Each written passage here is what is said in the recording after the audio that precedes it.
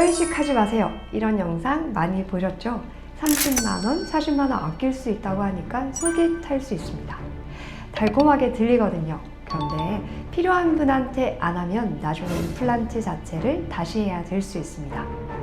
실제로 진료실에서 이런 분들 봅니다. 원장님, 저 다른 데서 뼈 이식 안 해도 된다고 해서 안 했는데 2년 만에 임플란트가 흔들립니다. 그때 가서 다시 하려면 처음보다 훨씬 어렵고 비용도 더 들어요. 물론 모든 분한테 뼈 이식이 필요한 건 아닙니다. 안 해도 되는 분들 분명히 계세요. 안녕하세요. 12년차 체주과 전문의 송유정입니다. 오늘은 뼈 이식에 대해서 인터넷에서 잘 안 다루는 이야기를 해보겠습니다. 언제 안 해도 되는지 보다 언제 반드시 해야 되는지 그리고 왜 해야 하는지를 말씀드리겠습니다. 요즘 유튜브에서 뼈 이식 검색하면 하지 마세요. 사기입니다. 속지 마세요. 이런 영상들이 먼저 뜹니다. 저도 봤어요. 치과 의사들이 만든 영상이니까 틀린 말은 아닙니다. 근데 영상을 끝까지 보시면 대부분 이렇게 결론을 내요. 케이스에 따라 다릅니다. 필요한 경우에는 해야 합니다. 의사와 상의하세요. 썸네일은 절대 하지 마세요인데 결론은 필요하면 하세요입니다. 그럼 환자분들 입장에서는 어떻겠습니까? 그래서 나는 해야 하는 거야? 말아야 하는 거야? 어떤 기준으로 판단해야 하는 건데? 이게 헷갈릴 수밖에 없죠. 그리고 솔직히 말씀드리면 이 영상들이 안 다루는 게 하나 있습니다. 뼈 이식 안 해서 나중에 문제 생긴 케이스입니다. 해서 부작용 생긴 케이스는 보여주면서 안 해서 문제 생긴 케이스는 잘 안 보여주거든요. 오늘 그 얘기를 해보려고 합니다. 기준을 말씀드리기 전에 뼈 이식이 뭔지부터 제대로 설명드리겠습니다. 이게 아셔야 왜 필요한지가 이해됩니다. 뼈 이식은요, 내가 넣는 인공 뼈가루가 바로 뼈가 되는 게 아닙니다. 많이들 오해하시는 부분인데요. 뼈가루를 넣으면 그게 그대로 굳어서 뼈가 된다? 아닙니다.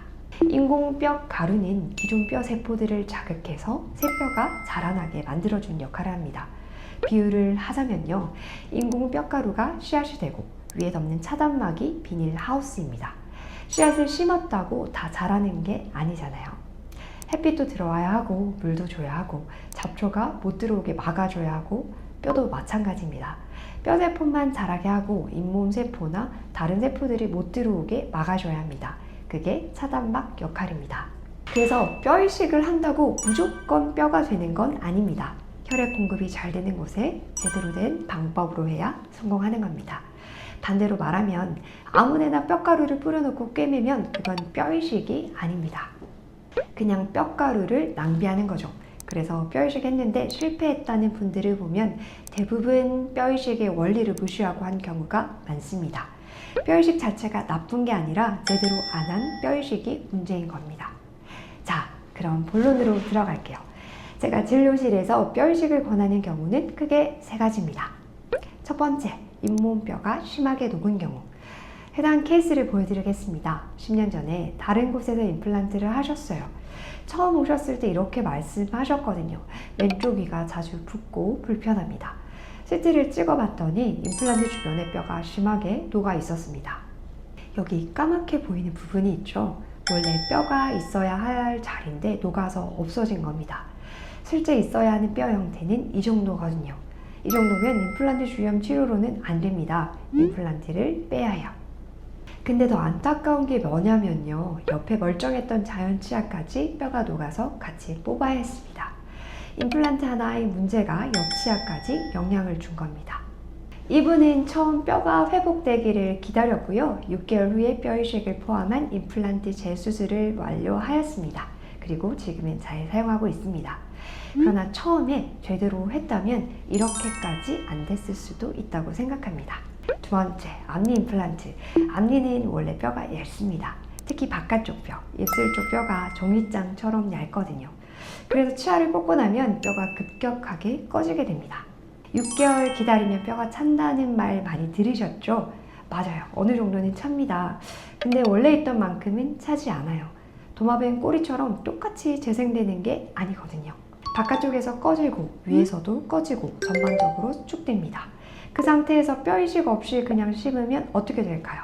임플란트는 뼈 있는 곳에 맞춰서 심어야 하는 게 아니니까 위치가 안쪽으로 들어갑니다. 그럼 나중에 임플란트 크라운이 길어지거나 잇몸에서 튀어나온 것처럼 보이게 됩니다. 앞니인데 티가 확 나는 거죠. 심리적으로도 문제고 장기적으로도 유지하기 어렵습니다.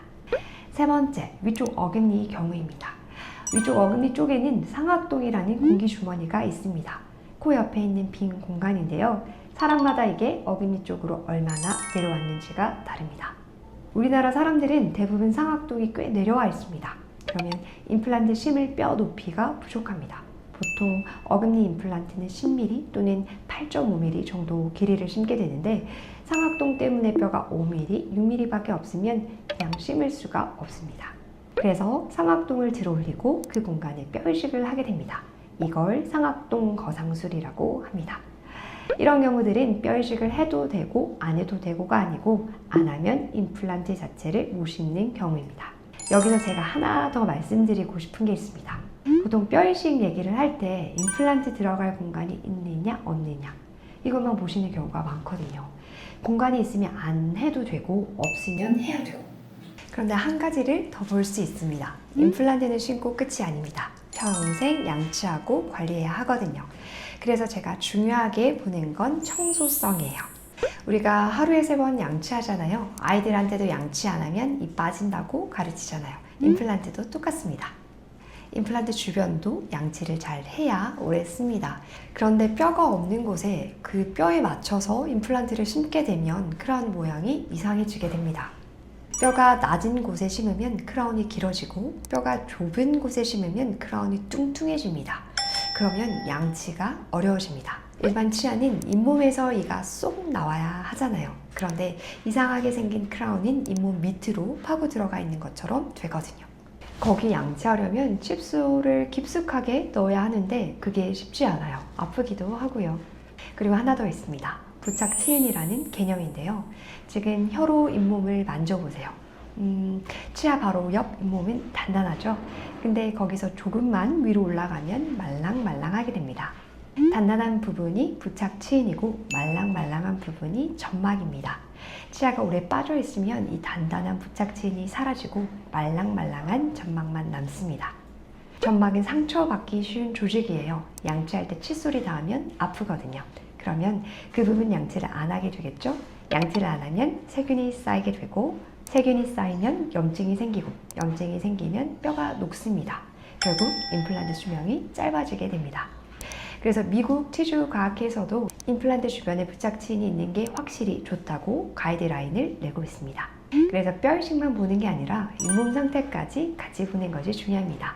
필요하면 잇몸 이식도 같이 하게 됩니다. 추후에 문제점을 발견하는 경우 뼈도 더 녹아있고 잇몸도 더 안 좋아져 있어서 처음보다 훨씬 어려운 케이스가 되는 경우가 많습니다.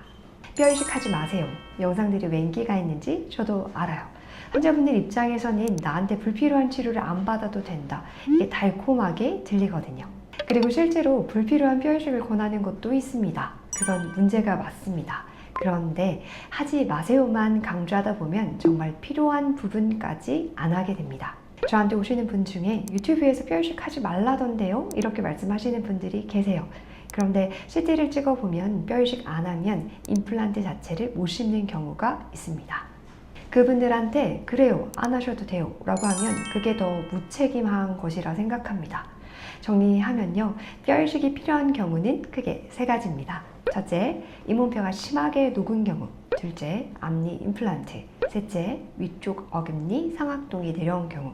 이 3가지가 아니면 뼈 이식을 안 하셔도 되는 경우가 있을 수도 있습니다. 그런데 중요한 건요, 나한테 왜 필요한지, 안 하면 어떻게 되는지 그걸 아시는 게 중요해요. 그리고 하나 더, 뼈 이식을 한다고 끝이 아닙니다. 제대로 해야 의미가 있습니다. 혈액 공급이 잘 되는 곳에 차단막을 제대로 덮고 잇몸까지 고려해서 해야 10년, 20년 쓸 수 있는 임플란트가 됩니다. 비슷한 상황이시라면 CT 찍어보시고 뼈 상태 확인해 보셨으면 합니다. 필요한 분한테 안 하는 것도 필요 없는 분한테 하는 것도 둘 다 좋지 않습니다. 지금까지 슬기로운 잇몸생활 송유정 원장이었습니다. 감사합니다.